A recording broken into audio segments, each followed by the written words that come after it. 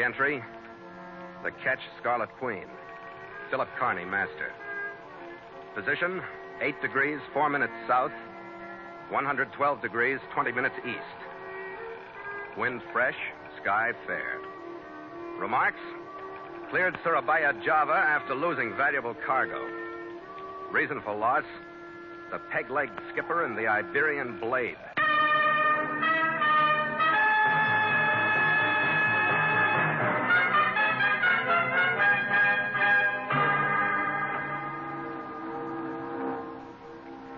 We followed some dirty weather into the harbor of Surabaya. But as soon as we tied up to the Semarang Trading Company's docks, the skies cleared. Then the port's business renewed. Harbor craft skittered to and fro. Profit in Dutch florins passed from hand to hand under the heat from the Java sun. And a visitor rushed aboard the Scarlet Queen. You are Captain Carney, yeah? That's right. I am Carl the Bishop from the Semarang Company. Oh, you got cargo for us? Yeah. Cargo for you to take to Darwin, Australia. We will load at once, yeah? And the papers are in order in the office, and you come up there to sign. You first get ready to take it aboard. What's the rush? Yeah, rush. Silicon for the steel mills in Australia. I pay you bonus if you rush, yeah? Yeah. Okay. Gallagher! Skipper. Peel the covers off the hatches. We got cargo coming aboard. Done, Skipper. Nielsen, take 2 men and open number 1 hold. Kohler, give me a hand on number 2. Let's go!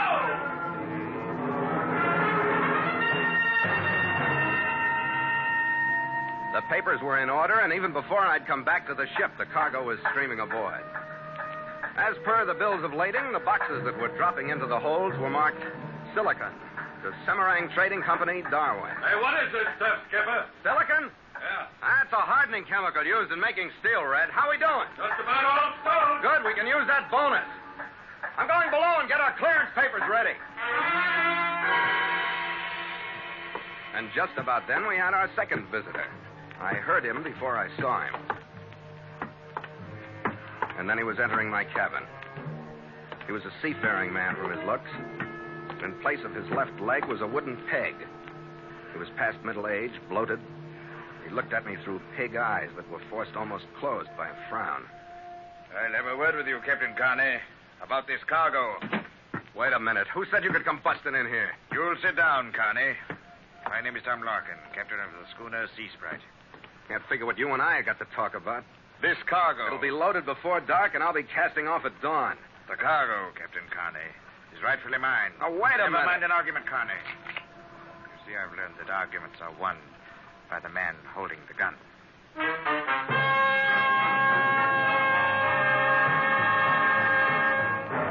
And so Mutual continues The Voyage of the Scarlet Queen, written by Gil Dowd and Bob Tallman, and starring Elliott Lewis.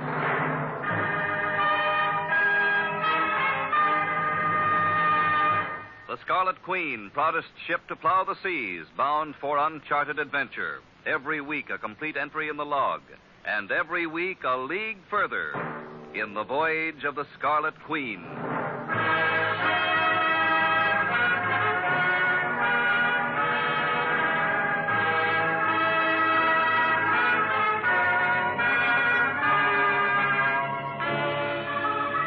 No arguments, Carney.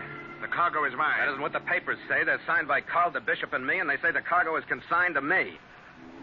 What do you get off pushing in here with a pistol in your fist saying it's yours? I have a contract with the Semarang Company. I've sailed under their flag for 25 years. It's my cargo. I was delayed by heavy weather in the Straits. Instead of waiting for me, that the Bishop gave it to you. You'll be paid a bonus for your trouble, and the affair will be settled with new signatures. If it's as simple as that, what's the gun for? I've been dealing with men for a good many years, Carney. Like I say, I learned that more arguments are won by the man holding the gun. I lost a leg as well as an argument one time when I didn't have a gun. It was a strong lesson. All right. How does this argument wind up?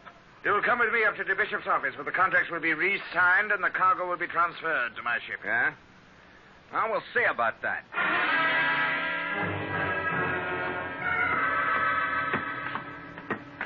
It was just about dusk when we reached the company warehouse, went through the door into the Bishop's office.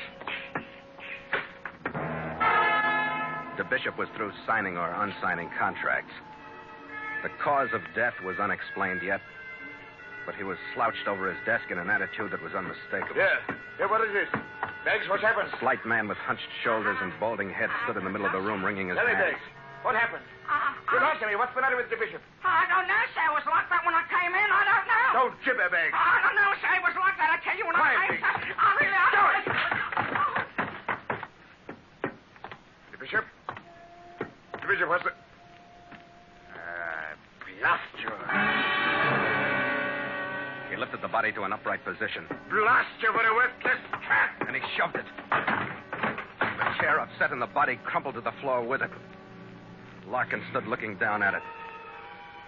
So did I, looking at the ornate Spanish silver hilt of the Iberian blade. It was protruding from just above the bishop's heart. I'll see to the transfer of that cargo, Connie. What makes you think I'll stand by anything you see to? I've got the authority now that the bishop is dead, and I use it. Look, Larkin, I got a contract with the Semarang Company. They're going to release me from it, or nobody is. That's law in Java, or the Malay States, or Australia, or any place else. I'll take care of that. Not with me, you won't. Get in touch with the Darwin office. Tell them to notify the port captain here. I'll take my orders from him. I'll take care of that, Captain Carney. You, Beggs, come here. Yes, sir. What's your tie-up with this? Well, with... With the office, the company. I'm a clerk, What was sir. the murder for? I don't know, sir. He was like that just sitting there when I came What in. about that cargo? Why is Larkin so hot to get it aboard his ship? I don't know, sir. I don't know nothing about Captain Larkin's interest Stop in it. sniveling. You better report this murder. Somebody ought to be interested in poor the bishop.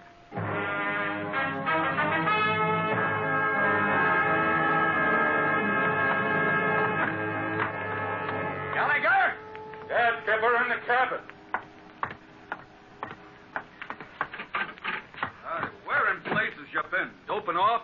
I took a little time off and got mixed up in a murder. We'll put the bottle down. You don't need a drink. That's where you're wrong. I'm not kidding, Red. Oh, who was it? The bishop. The devil. How come? I think we took on a hot cargo. I tried to get hold of somebody at the customs office to check it for us, but it's after hours. I think to play it safe, we better get the Queen out of here. Why? Who are we running from? A Captain Tom Larkin, who's got a Pegleg or crew someplace and strong feelings about putting this stuff aboard his ship. I don't want a dozen or so armed men catching us off guard. I want you to move the Queen. Where you going? I'll be in town at the Simpang Hotel. Get her out of sight, anchor in the stream someplace. And break open a few of those boxes and see what the cargo really is. Let me know sometime tonight, will you? Yeah, sure. I sent a cable to the Semarang Company's office in Darwin explaining things and requesting an answer addressed to me at the Simpang Hotel. Then I checked the local law to see if the bishop's murder had been reported. It hadn't been, so I gave them as much of the story as I knew. Then I went to the hotel to wait. I waited about an hour and a half.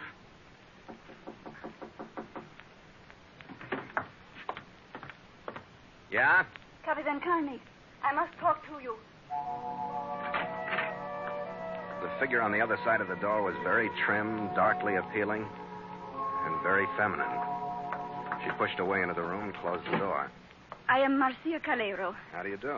I was for a long time a very close friend to Carl. Carl?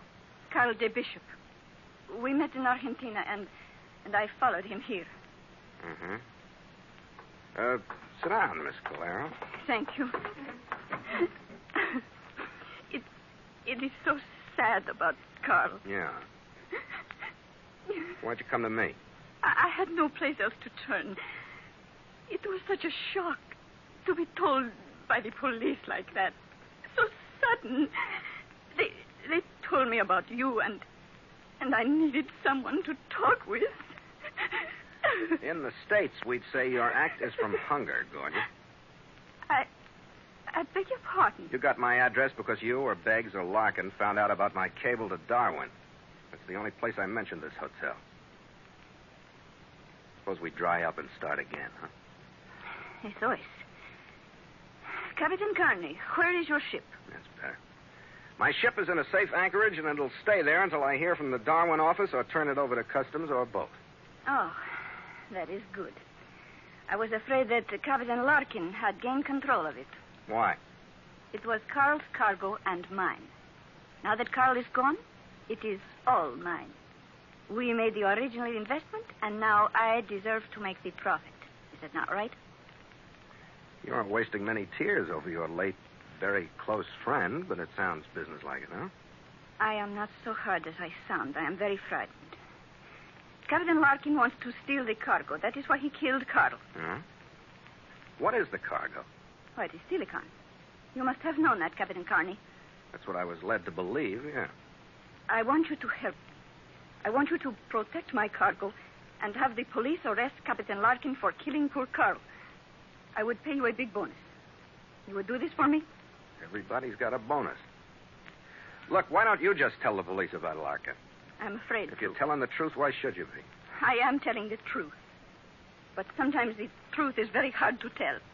About the cargo, you mean? About everything. You see, I am not Carl's legal widow or the remaining legal business partner. Who is that? Hey, Skipper. Oh, Red, just a second. Come on in. Yeah, I'm on... Well, I should say so. This is Miss Marcia Calero. How are you? Mr. Gallagher. How do you do? It is my pleasure. No, not at all. Yeah. What did you find out about the cargo, Red, if I may interrupt? Yeah, Skipper. I split open some of those boxes. It's silicon inside, all right. In bars about 1.5 feet long and about 6 by 6 inches the other way. Capitan, you did not believe me. I do now, gorgeous. I do now. Oh, Skipper, here's something I picked up at the desk for you. It's a cable, I guess. Clerk said that it was... thanks, Red. Hold it. Huh? What? Listen. Is Captain Larkin? Get out of sight, gorgeous. In there. Hurry. We'll take care of this guy.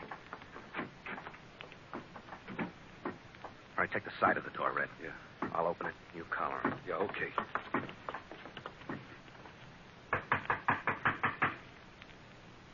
Who is it? You'll open the door, Connie. Oh, yeah. For you, I will, Larkin. All right, Uncas, get inside. Hey, what's the crew for, Larkin? Hey, what is this anyway? Get inside. Look out!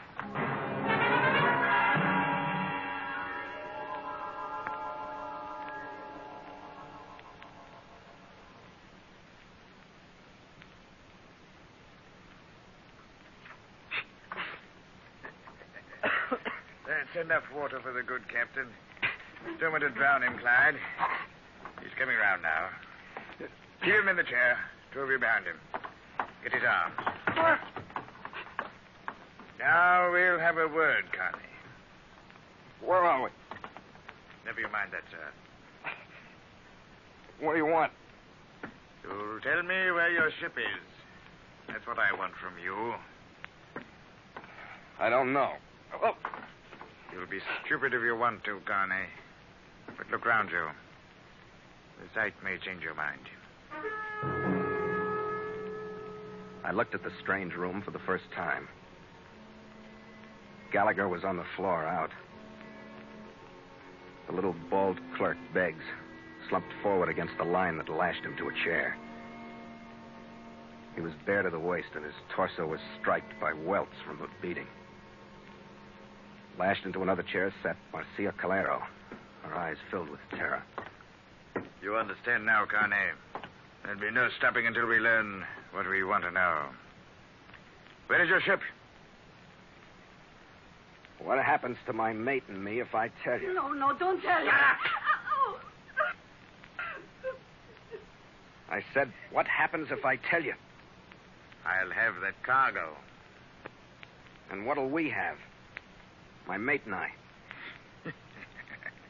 You'll not go together to show me where your ship is. It's all right. My mate stays here. I'll take you. Then what do we get? No, you can't.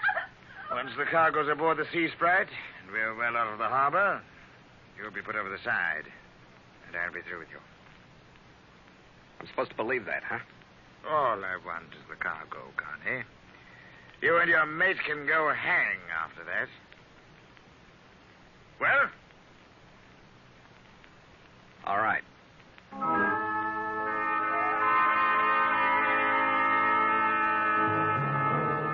I gambled because there wasn't anything else to do. I went with Larkin. I marked the spot we left, a residence somewhere near the local river, the Calimas. Then we headed toward the waterfront. I led him down onto the mud shore. I was hoping for a small boat, any small boat that would look like it had come from an American ship in these waters. I kept moving forward as though I knew where I was going. And a few hundred yards down... here's the boat. All right. Get in, sir. Now, start rowing. And remember, Captain Carney, I'm the man who's holding the gun.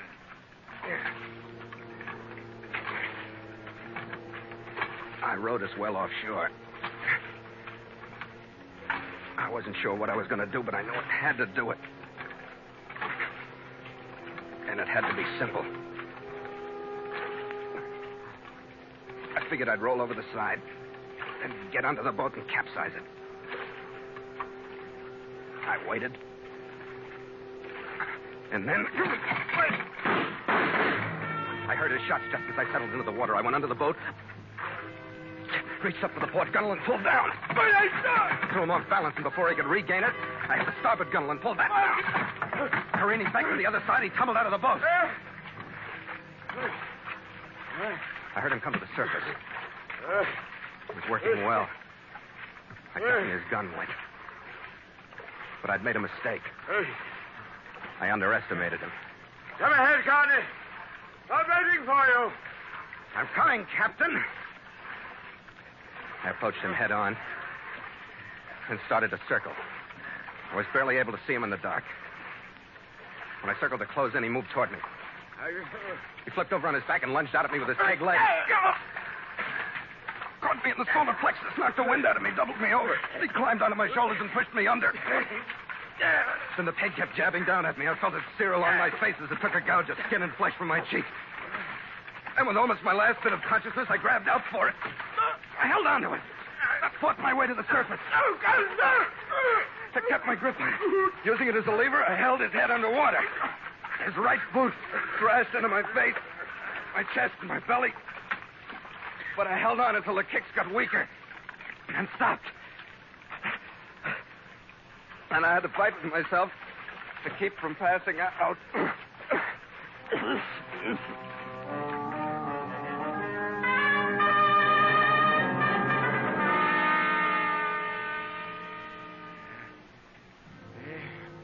He was only half alive when I pulled him onto the mud shore. His gun was still held tightly in his hand. I took it away from him. We rested for a while. He was able to talk by the time I got him into the bishop's office in the Semarang warehouse. Now, like you say, Larkin, we'll have a word, huh? Sit down.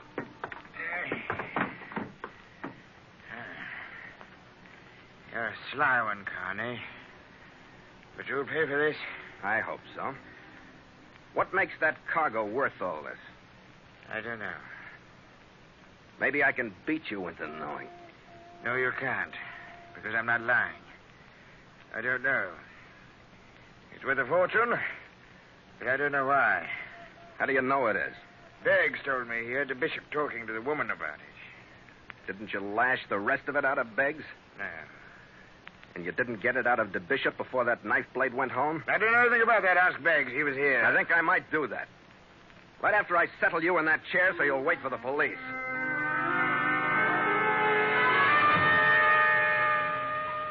He wasn't comfortable, but he was secure by the time I finished lashing him into place. Then I took Larkin's revolver, dried it, reassembled it, and shoved it into my pocket. As I did, I felt the crumpled, water-soaked cable from Darwin that Red had brought me. It was the first chance I'd had to read it. I stopped once before I got back to the residence on the Calimas River to pick up a likely-looking stick of wood I saw lying by the side of the road. And when I walked down the hall to the room where I'd left Red and the others, I used the stick. With it, I sounded enough like Larkin to fool myself. I hoped my voice would sound enough like him to fool his crewmen. You'll open the door, man. I'm alone. Hold it, all of you. Stay where you are. Look, I said hold it. Drop your guns. Get your hands on your head. Keep them there. Right, turn around. Get up against the wall. Captain, how wonderful you are back. Glad you like it, gorgeous. Oh, I do. You will free me now. In a minute, Marcia, as soon as I get my mate on his feet. Hey, Red. Gallagher. The devil are you doing? You all right? No, I'm not all right. But I learned enough to play possum after they clubbed me the last few times I came to. Give me a lift up, will you? Yeah, sure. Come on, mate, on your feet. There you are. Well, what happened to your face? I got tangled up with that Pegleg of Larkin. Captain, you will free me Don't now. get anxious, Marcia. Beggs is in worse shape than you are. Here, hold the gun on your friends, Red. I'll cut him loose. Beggs? Come on, Beggs. We'll have you back on your... What's the matter with him? He wasn't built for a flogging like that. Oh, he's dead? He's been sitting Come there. on, Marcia. I'll cut you loose. Gracias. I can go with you, Captain. You will stay near me. I'm not so sure you'll want to go with me. Oh, but I do. You have to take me. Okay, remember that you asked me. We're going to my ship to get a few bars of your silicon and enter the customs office. Red, take care of your friends, will you? I'll be back.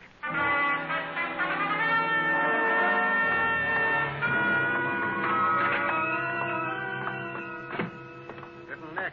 Oh, you is the English? No, American. Yeah, what is you We want? brought you some silicon we'd like to have you look over. It's from a cargo that belongs to Miss Calero here.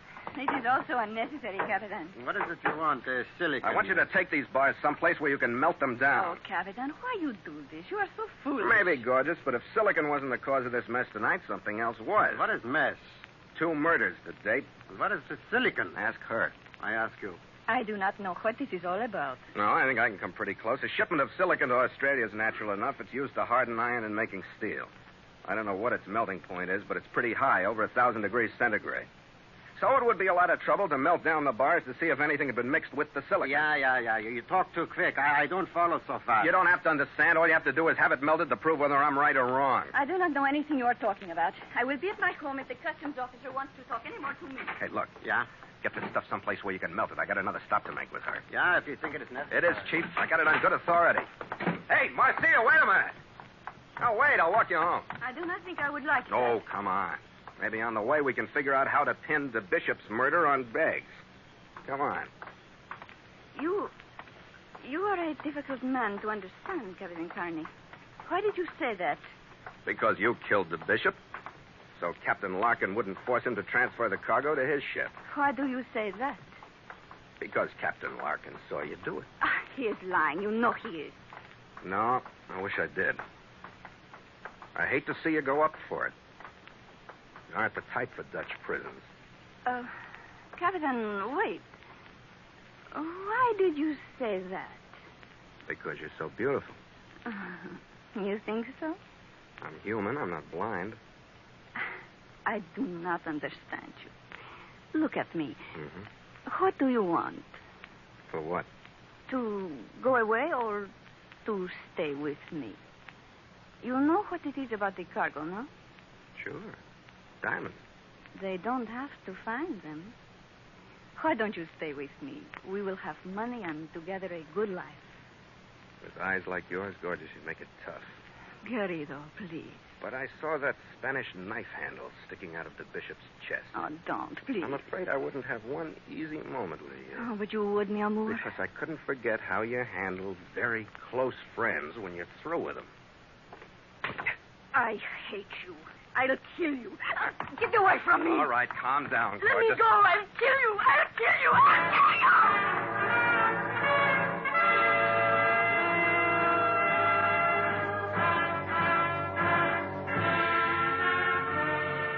The hours between the time I dropped Marcia into the hands of the local homicide boys and our departure from Surabaya were busy ones. Customs took the rest of the silicon off the ship and melted it down. The diamonds hidden in it were worth enough to buy and sell the Queen 3 or 4 times. We took on a legitimate cargo the next morning, and by noon we'd cast off and nosed out into the wind, sweeping down across the island of Madura.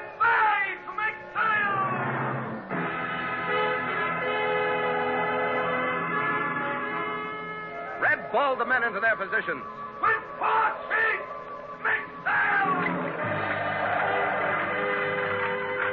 And the halyards streamed through the sheaves under the pull of strong backs. The mainsail rose into place. The jib went out. Then the mizzen. The deck beneath me canted the port.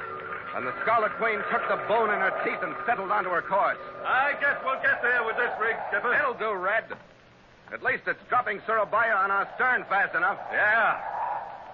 You know, you're a pretty sharp lad, Skipper. Oh, thanks, Red. How do you mean? Oh, the way you figured out that there were diamonds in that silicon. How'd you do that? Well, that was simple, Red. I might be just a little psychic. Oh, you haven't got X-ray eyes. I know you well enough to assume that, I think. I hope your opinion of me won't drop when I tell you, Red. That cable from Darwin gave me a hint. A hint? Yeah, it was from Customs.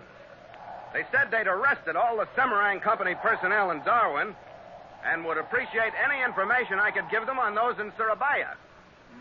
They were suspected of smuggling diamonds. Oh, a hint. Well, I did all the rest, Red. Up to and including putting another beautiful woman behind bars. Yeah, well, we'd all be better off if you'd stay away from them and stick to the one you got. Here, Skipper, to the Queen. She's got a few tricks herself. Yeah. To the Scarlet Queen. After you, mate. After you.